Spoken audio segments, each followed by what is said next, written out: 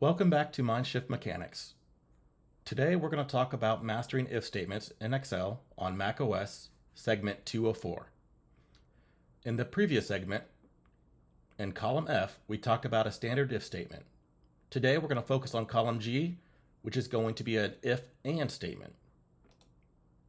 In G11, we're going to do equals if, open parentheses, and open parentheses.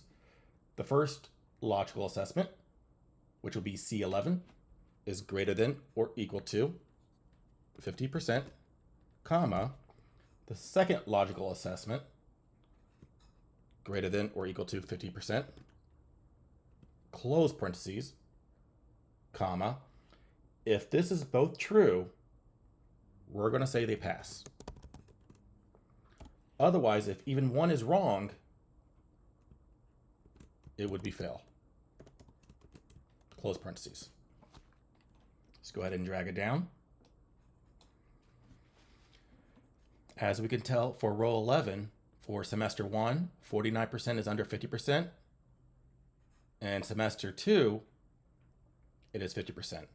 But because one had failed, we consider them both failed. In row 12, semester 1, we have 90%, and in semester 2, we have 100%. Because they're both above 50%, they pass. In row 13, we have no data for semester 1, but we do have data for semester 2. However, due to the logic, since there is nothing above 50% in semester 1, it classifies it as fail. That is the end of segment 2. Please stay tuned for segment 3.